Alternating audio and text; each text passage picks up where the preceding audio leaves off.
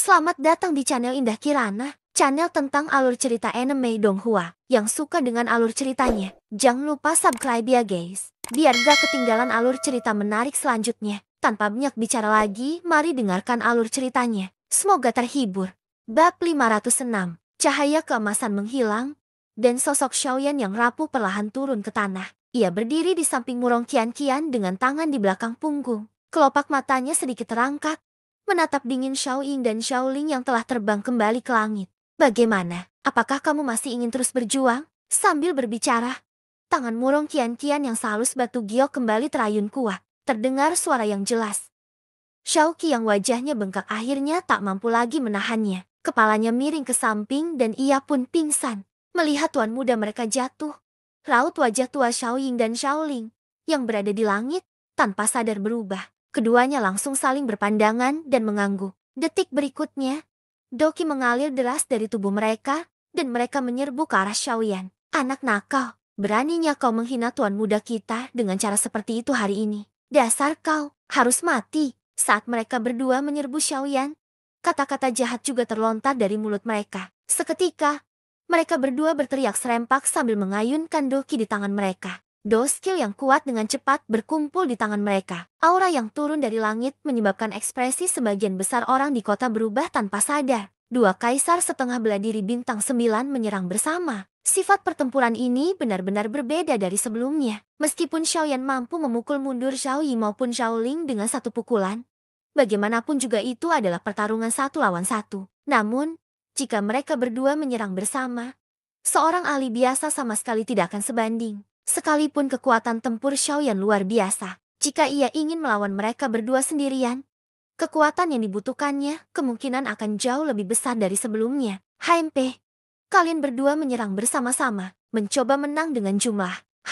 Melihat mereka berdua menyerbu ke arahnya, Xiaoyan tertawa dingin. Jika salah satu dari mereka memiliki kekuatan kaisar setengah bela diri bintang 9 tingkat lanjut, ia pasti akan merasa itu akan merepotkan. Namun, jika seperti ini, Xiaoyan yakin ia akan mampu menghabisi mereka. Dengan satu pikiran, energi spiritual yang luar biasa dahsyat langsung menyapu ke segala arah. Dari antara alisnya, di bawah persepsi energi spiritual Xiaoyan, setiap tindakan di dunia ini melambat beberapa kali lipat di matanya, termasuk Liaoling dan Xiaoying saat ini. Xiaoyan memutar tangannya, dan tangan di belakangnya langsung melambai ke atas. Bersamaan dengan itu, Doki di tubuhnya dengan cepat berkumpul di telapak tangannya. Saat duo Xiaoling mendekat, telapak tangan Xiaoyan menghantam mereka berdua dengan keras. Telapak dunia bawah, segel kaisar kuno, mengikuti teriakan keras yang keluar dari hati Xiaoyan. Dua cetakan tangan yang terkumpul dari api surgawi, yang cemerlang diayunkan keluar dari tangan Xiaoyan. Kedua telapak tangan itu mengembang tertiup angin. Dalam sekejap mata, mereka telah tumbuh hingga 100 kaki, seperti dua dinding api. Mereka dengan ganas membombardir Xiaoling dan Xiaoying. Menghadapi serangan Xiaoyan, ekspresi Xiaoling dan Xiaoying menjadi lebih kejam. Xiaoying melambaikan tangannya, dan tombak perak di tangannya berputar cepat di telapak tangannya seperti kincir angin. Seketika, telapak tangannya mencengkeram tombak perak itu erat-erat. Dengan sekali goyang, menghantamkannya dengan keras ke arah telapak dunia bawah yang mendekat. Naga liar menghancurkan langit dengan teriakan keras.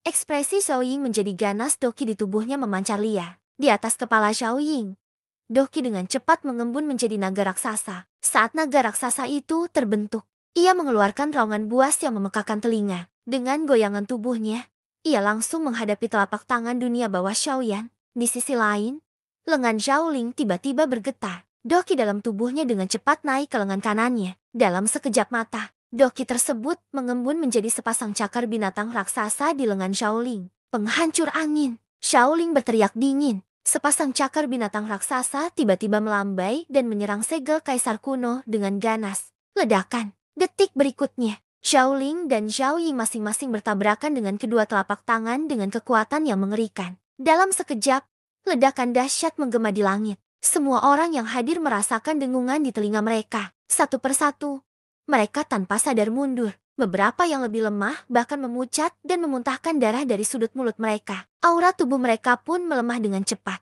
Di langit, beberapa kaisar setengah bela diri bintang 9 juga tanpa sadar mengerutkan kening. Setelah sedikit ragu, Mereka juga dengan cepat mundur beberapa langkah untuk menghindari baku tembak. Di sisi lain, ekspresi Xiaoling dan Xiaoying, yang awalnya dipenuhi dengan niat membunuh yang jahat, tanpa sadar berubah sekali lagi. Mereka tidak menyangka bahwa jurus du peringkat panah yang mereka berdua gunakan ternyata tidak mampu menghancurkan telapak tangan raksasa di depan mereka hanya dengan satu serangan. Sulit membayangkan betapa dahsyatnya kekuatan orang yang menggunakannya. Membiarkan, istirahatlah untukku. Keduanya saling berpandangan. Segera setelah itu, mereka mengangguk dengan tegas. Keduanya mulai memutar doki di tubuh mereka. Tubuh mereka tiba-tiba bergetar dan kekuatan yang terkandung dalam tombak perak dan cakar binatang itu meningkat pesat. Ledakan. Beberapa saat kemudian, di bawah teriakan marah mereka berdua, telapak musim semi kuning dan segel dewa kuno yang digunakan Xiaoyan akhirnya dikalahkan oleh Xiaoling dan Xiaoying di tengah suara yang seperti kaca pecah. Ekspresi wajah Xiaoyan tanpa sadar berubah sedikit setelah keterampilan donya hancur. Xiaoying dan Xiaoying saling tersenyum. Wajah mereka menunjukkan ekspresi mengejek, seolah-olah mereka seharusnya sangat senang bisa mengalahkan Xiaoyan. Membiarkan, goreng mereka. Sambil tersenyum ganas, mereka berdua sekali lagi melompat maju dan dengan cepat menyerbu ke arah Xiaoyan. Xiaoyan telah menderita kekalahan tersembunyi dalam satu serangan. Ini seolah memberi isyarat kepada mereka bahwa Xiaoyan akan sepenuhnya dikalahkan di bawah kaki mereka. Hal ini membuat hati Xiaoying dan Xiaoyi memanas saat itu. Namun, mereka tidak menyadari bahwa meskipun Xiaoyan telah menderita sedikit kerugian sebelumnya, ia belum menggunakan kekuatan penuhnya dari awal hingga akhir. Terlebih lagi, telapak tangan musim semi kuning dan segel dewa kuno sebelumnya hanyalah keterampilan do kelas Tian. Dibandingkan dengan keterampilan do kelas manusia, mampu bertahan sampai saat itu sudah dianggap tidak mudah. Saat ini, mereka berdua masih bisa merasakan kemenangan di hati mereka. Hal ini sungguh membuat orang tertawa tanpa sadar. HMP, Xiaoyan tertawa dingin. Wajahnya yang agak pucat akhirnya menunjukkan ekspresi serius. Ekspresi wajahnya yang tadinya bercanda perlahan-lahan mereda. Kedua matanya menyipit dan kilatan dingin melintas di dalamnya. Saat menghadapi musuh-musuhnya, Xiaoyan tidak akan pernah berbelas kasih dan lunak. Apalagi orang-orang seperti ini yang menggunakan kekuatannya untuk menindas orang lain. Ia tidak akan memberi mereka ruang untuk membantah, karena ia sudah bisa menyelesaikan masalah ini sekarang. Tentu saja ia tidak perlu berlarut-larut. HMP, ayo kita akhiri ini dengan cepat. Klan Tato muncul. Xiaoyan bergumam pelan dalam hatinya. Dengan sebuah pikiran, simbol misterius yang mewakili lambang klan Shou muncul di antara alisnya. Setelah tato klan muncul, aura Xiaoyan langsung menjadi semakin menakutkan. Pada saat ini, bahkan beberapa kaisar setengah bela diri bintang 9 di langit tanpa sadar membangkitkan gelombang besar dalam tatapan mereka. Ketika mereka melihat Xiaoyan, pada saat ini, aura Xiaoyan telah mencapai tahap tengah alam kaisar setengah bela diri bintang 6 dalam sekejap. Terlebih lagi, auranya masih meningkat pesat. Sepertinya ia akan mencapai tahap akhir alam kaisar setengah bela diri bintang 6. Adegan ini menyebabkan beberapa kaisar setengah bela diri bintang 9 merasa sangat terkejut. Bocah ini, mungkinkah dia benar-benar menggunakan teknik rahasia? Tapi, teknik rahasia macam apa itu? Teknik itu benar-benar bisa meningkatkan kekuatannya berkali-kali lipat. Bocah ini bukan orang biasa. Setelah hidup bertahun-tahun, ini pertama kalinya mereka melihat teknik rahasia seperti itu. Teknik itu benar-benar mampu meningkatkan kekuatan seorang kaisar setengah bela diri hampir 1 bintang dalam sekejap mata. Hal semacam ini sungguh mengejutkan. Haha, karena kalian semua sudah menyerang sebelumnya. Sekarang giliranku. Tepat pada saat kerumunan itu terkejut, suara dominan Xiaoyan tiba-tiba terdengar. Bab 507.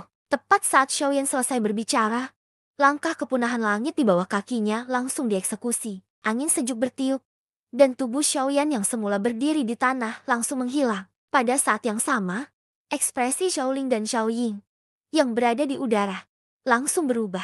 Mereka berteriak dalam hati sambil menatap sekeliling dengan cepat. Saat langkah kepunahan langit dieksekusi, aura Xiaoyan telah sepenuhnya menyatu dengan area tersebut dalam sekejap mata. Xiaoling dan Xiaoying sama sekali tidak dapat mendeteksinya. Begitu Xiaoyan tiba-tiba menyerang, mereka akan jatuh ke dalam kondisi pasif. Haha, enggak perlu gugup. Untuk menghadapimu, aku enggak perlu melancarkan serangan mendadak. Aku cuma perlu menghadapimu secara langsung. Tepat saat kedua orang itu melihat sekeliling, ruang kosong di depan mereka tiba-tiba terdistorsi. Seketika, Xiaoyan berjubah hitam muncul di hadapan Xiaoling dan yang lainnya. Setelah muncul, Xiaoyan menatap Xiaoling dan Xiaoying dengan senyum dingin. Aura di tubuhnya sangat menakutkan. Dan tak seorang pun berani meremehkannya. Bocah, kamu terlalu sombong. Sebelumnya, kami berdua ceroboh dan jatuh ke dalam perangkapmu. Sekarang setelah kami berdua bergabung, kau sama sekali bukan tandingan kami. Meskipun demikian, saat ini, Zhao Ling dan pria lainnya masih belum menaruh Xiaoyan di hati mereka. Mereka sepenuhnya menyalahkan kekalahan mereka sebelumnya pada kecerobohan sesaat. Saat kata-katanya terdengar, tubuh Zhao Ling tiba-tiba bergetar. Cakarnya yang dipenuhi aura dahsyat melambai dengan ganas, menciptakan suara angin kencang di ruang di depannya. Pada saat yang sama, Xiao Ying, yang berada di sampingnya, sekali lagi mengayunkan tombak perak di tangannya. Keduanya saling berpandangan dan langsung melompat ke depan. Dengan cepat menyerbu Xiaoyan, goreng mereka. Dengan teriakan keras, Xiao Ying memimpin. Tombak perak di tangannya dipenuhi aura yang luar biasa kuat dan sombong, seperti ular berbisa yang licik. Tombak itu memutar tubuhnya dan menusuk Xiaoyan dengan ganas. Menghadapi serangan Xiao Ying yang agresif, ekspresi Xiaoyan berubah dingin. Dengan lambaian tangannya yang besar, api surgawi yang dahsyat langsung menyembur keluar. Bagaikan badai, api itu menyambut kedatangan Xiao Ying dengan ganas. Ledakan, hanya dalam sekejap, api surgawi yang melonjak dan tombak perak yang licik saling bertabrakan dengan keras. Saat keduanya bertabrakan, badai energi dahsyat melanda seluruh langit. Semua orang tak kuasa menahan diri untuk mundur lagi. Pada saat yang sama, raut wajah mereka langsung berubah muram. Pada saat ini, di tengah badai energi, hati Xiao Ying sekali lagi diliputi keterkejutan. Namun kemudian, niat membunuh yang dahsyat tiba-tiba terpancar di kedalaman matanya. Setelah tabrakan singkat, badai energi dengan cepat menghilang, dan pandangan semua orang menjadi jelas sekali lagi. Sosok Xiaoyan berdiri di langit. Serangan Xiao Ying dengan mudah dinetralkan oleh api surgawinya. Setelah menghabisi Xiao Ying, tidak ada sedikit pun tekanan di wajah Xiaoyan. Seolah-olah ia tidak sedang menghadapi kaisar setengah bela diri bintang 9 sama sekali. Adapun Xiao Ying, di bawah suhu api surgawi yang sangat tinggi, tubuh tombak perak yang terbuat dari logam khusus itu menjadi sangat panas. Tombak itu benar-benar tak bisa disentuh, tak berdaya. Xiao Ying hanya bisa memilih untuk mundur. Namun, pada saat Xiao Ying mundur, niat membunuh di matanya menjadi semakin jelas. Namun, pada saat berikutnya, ketika Xiao Ying dipaksa mundur oleh Xiaoyan, sosok Zhao Ling tiba-tiba muncul di depan Xiaoyan seperti hantu. Begitu Xiao Ling muncul, kedua cakar raksasanya yang terbentuk dari doki sudah terangkat tinggi di atas kepalanya. Tak lama kemudian, di bawah tatapan penuh perhatian semua orang di dunia ini, ia dengan kejam menebas kepala Xiaoyan. Kemunculan tiba-tiba ini membuat semua orang tercengang. Ketika mereka tersadar, cakar raksasa Zhao Ling telah mendarat di kepala Xiaoyan. Sesaat kemudian, darah berceceran sejauh 3 kaki. Pada saat ini, hati semua orang seakan telah menyaksikan akhir hidup Xiaoyan. Semua orang mengalihkan pandangan mereka. Beberapa wanita muda bahkan merasakan gelombang rasa iba di hati mereka. Di sisi lain, meskipun wajah cantik Murong Qian-Qian menunjukkan sedikit kekhawatiran, di dalam hatinya ada lebih banyak kepercayaan pada kekuatan Xiaoyan. Dia tahu bahwa Xiaoyan jelas bukan tipe orang yang suka pamer. Karena dia berani menghadapi Xiaoling dan Murong Qian-Qian secara langsung, dia jelas memiliki kepercayaan diri. Seperti yang diharapkan, pada saat berikutnya, ketika cakar Xiaoling menebas tubuh Xiaoyan tanpa ampun dan menembusnya, yang terdengar hanyalah suara angin yang pecah dan ruang yang terkoyak hebat oleh doki. Sedangkan untuk adegan cipratan darah yang dibayangkan, sama sekali tidak ada bayangan. Pada saat ini, ekspresi wajah Zhao Ling langsung tak bernyawa. Seluruh pikirannya kosong. Sungguh sulit baginya untuk membayangkan bagaimana Xiaoyan, yang jelas-jelas merupakan jiwa yang mati di bawah cakarnya, mampu menghindari serangannya yang tiba-tiba. Pada saat yang sama, ekspresi wajah orang-orang di sekitar yang melihat pemandangan ini langsung menjadi sangat menarik. Bagaimana ini mungkin? Orang ini, dia benar-benar berhasil menghindarinya. Bagaimana dia melakukannya? Anak ini jelas bukan orang biasa. Ketika pemandangan di langit itu muncul di depan mata setiap orang, seketika itu juga, gelombang diskusi yang dipenuhi dengan keheranan bergema di langit bagai guntur yang teredam di tanah. Murong Qian-Qian tak kuasa menahan napas lega. Meskipun sudah ada jawaban di hatinya, melihat Xiaoyan baik-baik saja, hati wanita muda itu tak kuasa menahan rasa gembira. HMP, kecepatanmu terlalu lambat. Dengan kecepatan seperti ini, apa kau benar-benar berpikir kau bisa menabrak seseorang di langit? Saat Zhao Ling tersadar kembali, Suara sedingin es Xiaoyan terpancar ke telinga Zhaoling. Mendengar kata-kata sedingin es yang seakan terngiang di telinganya, raut wajah Zhaoling langsung berubah. Sepasang cakar tajamnya, seolah refleks terkondisi, dengan ganas mengayun ke arah ruang kosong di sebelah kanannya. Dentang, suara benturan keras terdengar. Saat percikan api beterbangan, kekuatan mengerikan juga tiba-tiba meledak. Ruang kosong di sekitar mereka berdua juga bergetar hebat. Riak spasial tak berbentuk kemudian perlahan menyebar. Begitu Shaoling menoleh, tatapan matanya kembali tercengang. Ia melihat sepasang cakar tajam yang begitu ia banggakan justru dicengkeram oleh pria berjubah hitam di depannya dengan tangan kosong. Apa? Melihat pemandangan ini, hati Shaoling tiba-tiba terguncang. Ekspresi wajahnya semakin terkejut, tubuhnya terpelintir, dan sebuah tendangan cambuk tanpa ampun diarahkan ke kepala Xiaoyan, membelanjakan. Setelah suara angin kencang memecah, Xiaoyan sedikit memiringkan kepalanya dan dengan mudah menghindari serangan itu.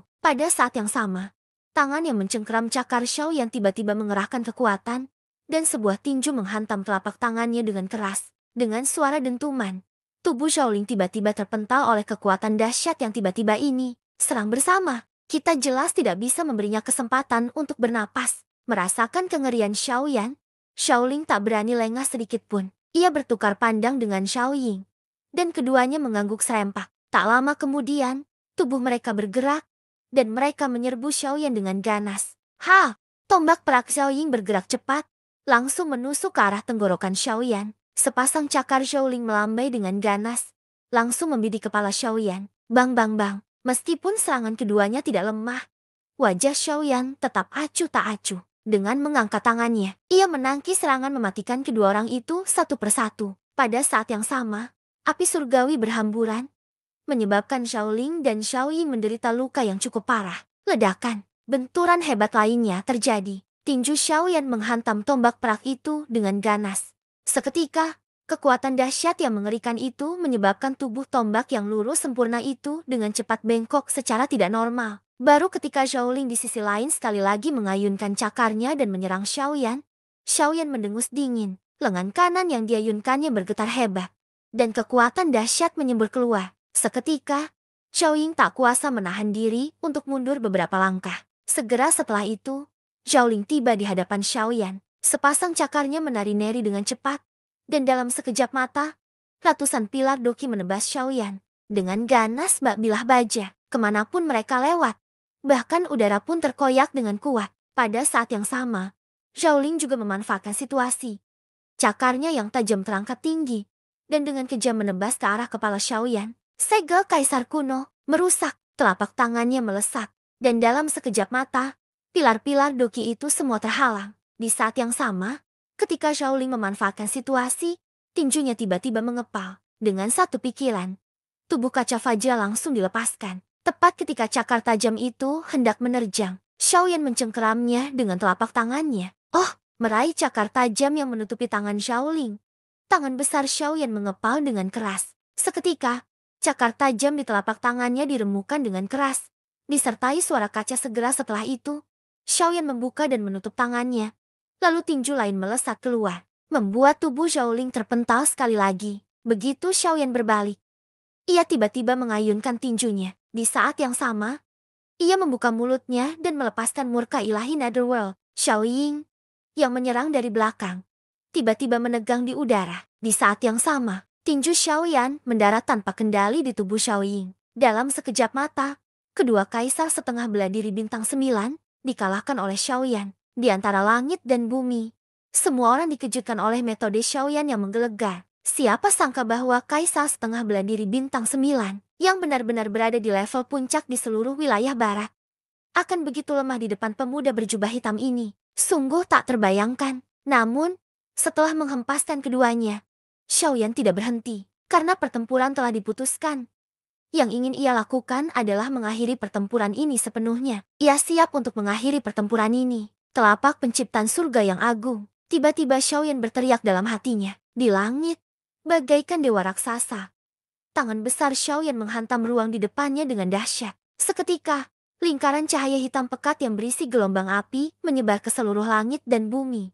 Berpusat pada Xiaoyan, dalam sekejap mata, lingkaran itu menyelimuti tubuh Xiaoling dan Xiaoying yang sedang mundur. Seketika, Kekuatan melahap yang unik dari telapak pencipta langit agung terpancar. Tubuh Zhao Ling dan Zhao Ying ditelan oleh telapak pencipta langit agung. Di bawah cahaya hitam pekat, gelombang jeritan kesakitan langsung terdengar. Di langit, wajah orang-orang yang menyaksikan pemandangan ini sedikit berubah. Meskipun mereka hanya melirik kekuatan devouring di dalam lingkaran cahaya, mereka tetap merasakan hawa dingin di hati mereka. Tentu saja, tak perlu dijelaskan lagi. Bahkan wajah Xiaoyan yang sekarang tanpa sadar menunjukkan kesungguhan yang mendalam. Teman muda ini, jika memungkinkan untuk membebaskan orang, seharusnya dia bersikap lunak. Kamu sudah memanfaatkan mereka hari ini dan mereka juga sudah menerima hukumanmu. Demi aku yang tua ini, mari kita lupakan masalah ini. Mendengar kata-kata ini, mata Xiaoyan tiba-tiba menyipit. Saat itu, Murong Qian yang berada di bawah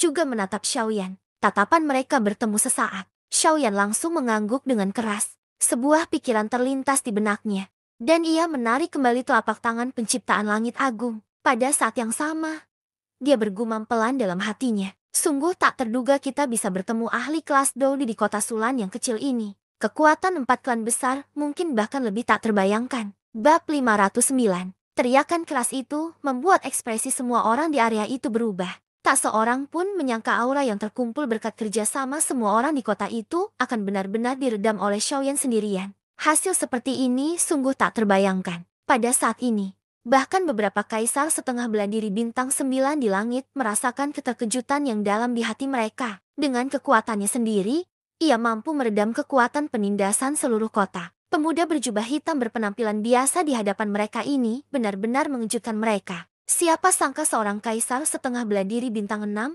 mampu mengalahkan 2 kaisar setengah beladiri bintang 9. Terlebih lagi, ia telah menindas seluruh penduduk kota sendirian. Namun hari ini, hal yang tak seorang pun akan percaya telah terjadi di depan mata mereka. Bagaimana mungkin hati mereka tetap tenang? Setelah kata-kata Xiaoyan keluar dari mulutnya, aura yang baru saja dinyalakan di kota bawah juga dengan cepat menghilang pada saat yang sama ketika kata-kata Xiaoyan keluar dari mulutnya. Menghadapi Xiaoyan, yang bahkan lebih menakutkan daripada kaisar setengah beladiri bintang 9. Orang-orang ini hanya bisa menghindarinya. Pada saat yang sama, leluhur klan Xiaoyan dipenuhi amarah juga menjadi tenang. Kekuatan Xiaoyan sungguh mengejutkannya. Awalnya, ia berpikir selama ia mengungkapkan identitas Xiaoyan, tentu saja akan ada banyak orang yang menyerang Xiaoyan. Dengan begitu, klan Xiaoyan akan mampu membunuh Xiaoyan tanpa mengorbankan satu prajurit pun. Sayangnya, ia telah meremehkan kekuatan Xiaoyan. Di hadapan kekuatan Xiaoyan yang menindas, orang-orang itu bahkan tidak memiliki keberanian untuk menyerangnya, apalagi membunuhnya. Tatapan dingin Xiaoyan perlahan menyapu sekelompok orang di bawah. Tak lama kemudian, ia mengalihkan pandangannya dan sekali lagi mengangkat kepalanya untuk melihat beberapa kaisar setengah beladiri bintang 9 di langit. Ia tersenyum tipis kepada mereka dan menangkupkan kedua tangannya. Melihat ini, beberapa kaisar setengah beladiri bintang 9 tidak berani lengah sedikit pun. Mereka pun menangkupkan tangan mereka ke arah Xiaoyan.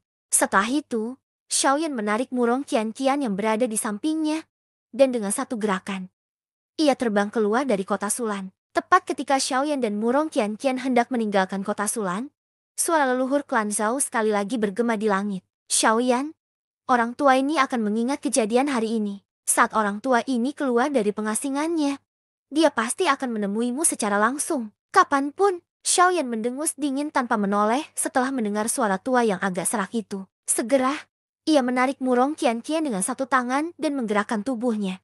Langkah kepunahan langit pun dilepaskan. Dalam sekejap mata, mereka telah menghilang dari pandangan semua orang. Hanya ketika aura Xiaoyan dan Murong Qian benar-benar menghilang dari dunia ini, semua orang di kota itu perlahan-lahan mendapatkan kembali akal sehatnya. Mengingat semua yang telah terjadi sebelumnya, semua orang merasa itu tidak nyata. Namun, kemunculan Xiaoyan membuat mereka perlahan menyadari bahwa tak lama lagi, keributan besar akan kembali terjadi di wilayah barat. Dan karakter utama ini adalah orang yang muncul di kota Sulan.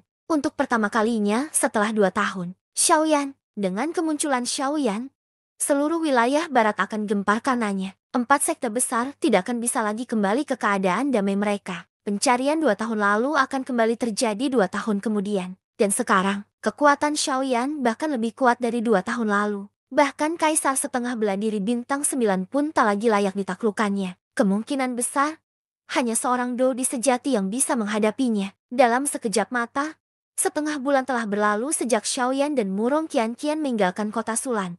Selama setengah bulan ini, Xiaoyan membawa serta Murong Qianqian saat mereka melakukan perjalanan ke barat, menembus bintang-bintang dan di bawah sinar bulan, demi menghindari masalah yang tak perlu. Xiaoyan dan Murong Qianqian telah berganti jubah hitam, dengan aura mereka yang terkendali. Perjalanan bisa dibilang aman, meskipun mereka bertemu beberapa kelompok orang yang datang untuk mencari masalah dengan Xiaoyan. Mereka semua dengan sigap ditanggapi oleh Xiaoyan dengan cara-cara yang dahsyat. Sepanjang jalan, Murong Qianqian tidak banyak bicara. Ia tampak khawatir akan menyusahkan Xiaoyan. Karena itu, ia pun bergegas mengikuti Xiaoyan tanpa henti. Pada saat yang sama, secercah kekecewaan perlahan muncul di hati wanita muda itu. Setelah setengah bulan terbang, Xiaoyan dan Murong Qianqian hanya berjarak kurang dari seminggu dari Shahe. Ketika membayangkan akan berpisah dari Xiaoyan seminggu lagi, hati Murong Qianqian tak kuasa menahan rasa iba. Namun, ketika memikirkan keadaan Xiaoyan, wanita muda itu terpaksa bergegas pergi dengan sekuat tenaga. Alasan Xiaoyan bergegas sekuat tenaga bukan hanya untuk menghindari orang-orang yang ingin membunuhnya. Lebih penting lagi, untuk memastikan keselamatan Murong Qianqian. Kalau begitu, bagaimana mungkin dia tidak peduli pada Xiaoyan? Dalam sekejap mata, Xiaoyan dan Murong Qianqian sekali lagi muncul di depan sebuah kota. Kota Yan hehe. Kudengar ada cukup banyak barang bagus di lelang kota Yan kali ini. Banyak faksi dan keluarga bangsawan yang mengirim orang. Bahkan ada beberapa dodi elit. Haha, benar juga. Kabarnya aliansi alkemis juga mengirim orang ke sini kali ini. Sepertinya karena bunga jenyan muncul di pelelangan. Benda itu memang yang terbaik di antara bahan obat api. Aku tidak menyangka pemiliknya benar-benar akan membawanya ke pelelangan. Mendengar kata-kata yang terucap dari mulut orang-orang di sekitarnya, wajah Xiaoyan yang awalnya tenang di balik dopeng hitam pekat tiba-tiba menampakkan ekspresi terkejut pada saat ini. Xiaoyan menyipitkan matanya. Tatapannya beralih ke arah Murong Qianqian di sampingnya dan berkata dengan serius. Sebaiknya kau berusaha lebih rendah hati saat memasuki kota kali ini. Dari yang kulihat, di sini banyak sekali ahli kelas Dodi.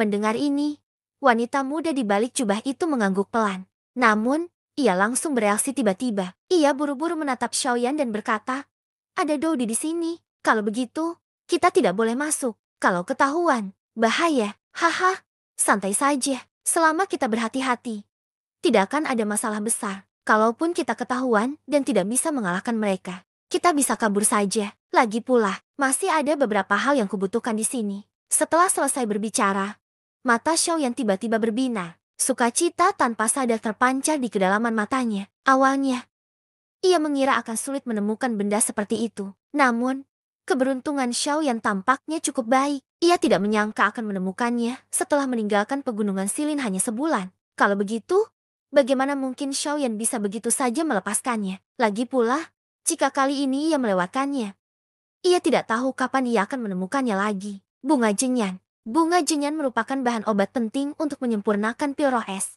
Kepentingannya dalam menyempurnakan pil roh es tidak kalah pentingnya dengan cairan dingin roh es. Terakhir kali Xiaoyan berada di Gua Singa Api, ia mendapatkan kristal jenyan. Kristal itu merupakan hasil dari energi bunga jenyan. Awalnya, Xiaoyan berpikir ia juga akan mendapatkan bunga jenyan. Namun, pada akhirnya, ia tidak berhasil melihatnya. Hal ini selalu tersimpan dalam hati Xiaoyan. Sekarang setelah ia benar-benar menemukannya, Xiaoyan tentu tidak akan membiarkan dirinya melewatkannya begitu saja. Saat pikiran ini terlintas di benaknya, Xiaoyan langsung tersenyum tipis. Ia pun segera membawa Murong Qianqian ke sampingnya, dan keduanya berjalan beriringan, perlahan menuju kota yang di depan mereka. Di bawah tatapan para penjaga kota yang tak terkejut, Xiaoyan dan Murong Qianqian berjalan perlahan. Pada saat yang sama, kekuatan spiritual yang besar dan dahsyat diam-diam menyebar dari antara alis mereka, menyelidiki para ahli di kota. Bab 510.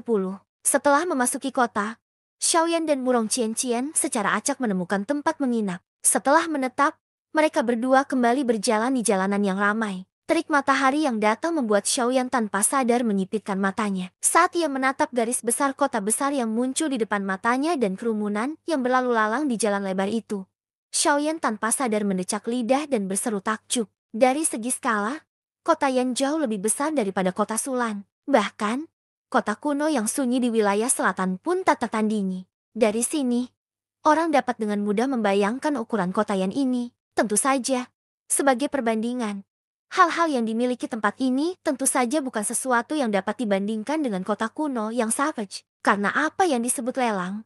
Saat ini ada cukup banyak ahli yang berkumpul di kota Yan. Di tempat ini, Xiaoyan dapat merasakan bahwa bahkan orang yang paling lemah pun telah mencapai level setengah di bintang 1. Dibandingkan dengan tempat lain, perbedaannya sangat jelas. Pada saat ini, sebagian besar berita yang disampaikan dari kerumunan terkait dengan pelelangan. Toko-toko berjajar rapi di kedua sisi jalan. Orang-orang keluar masuk toko tanpa henti. Menjelang lelang, toko-toko ini akan meraup untung besar. Biasanya, acara akbar seperti ini jarang terjadi. Keduanya perlahan-lahan menyusuri lalu lintas manusia. Baru pada saat inilah mereka benar-benar merasakan daya tarik luar biasa yang terkandung dalam lelang ini. Setelah beberapa pemahaman, Xiaoyan mengetahui bahwa masih ada 3 hari sebelum pelelangan dimulai. 3 hari. Setelah Xiaoyan memikirkannya, ia akhirnya mengerti bahwa sepertinya hanya ada 3 pil obat yang tersisa di tubuhnya. Pil obat tingkat 3 di dalam lelang semacam ini, bahkan Dou Dielit pun akan tergerak. Kemungkinan besar ia akan kesulitan mendapatkan bunga api berkobar. Aduh, Xiaoyan tertawa getir tak berdaya di dalam hatinya.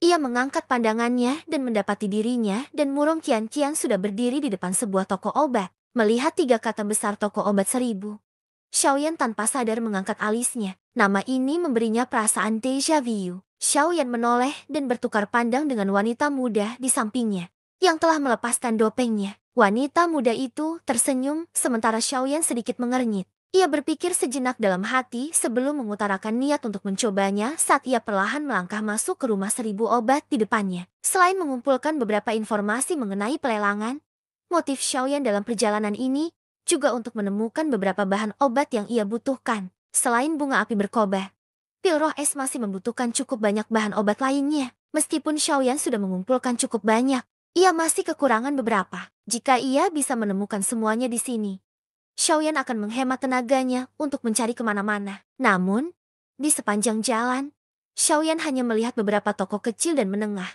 Xiaoyan jelas tahu bahwa toko-toko itu mustahil menyediakan bahan obat yang ia butuhkan.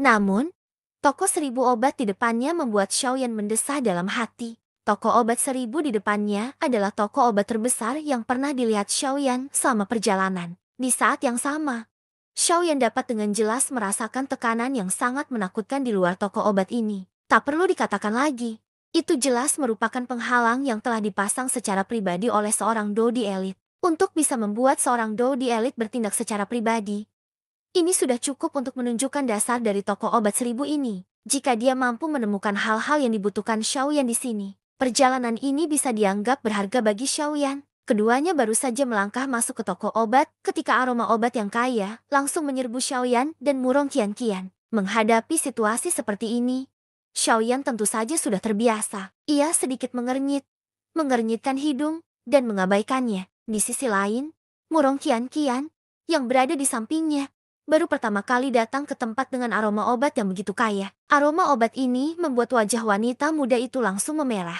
Setelah itu, ia tak kuasa menahan diri untuk bersin-bersin hebat. Lama kemudian, wanita muda itu perlahan-lahan terbiasa dengan aroma obat yang kuat di dalam toko obat. Xiaoyan tersenyum dan mengajak Murong Qian-Qian masuk ke toko obat. Saat ini, cukup banyak orang telah berkumpul di dalam toko obat. Sejumlah kotak giok yang indah tertata rapi di antara meja-meja kristal. Aroma obat yang memenuhi udara menguar dari kotak-kotak giok ini. Konter di dalam toko obat dibagi menjadi 3 area.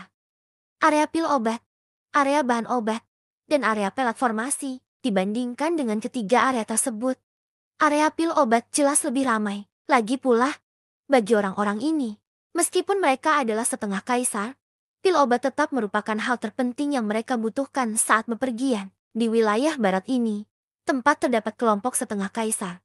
Bahkan jika seseorang adalah setengah kaisar, keselamatannya tetap tak terjamin dibandingkan dengan bahan-bahan obat yang berenergi liar dan dahsyat.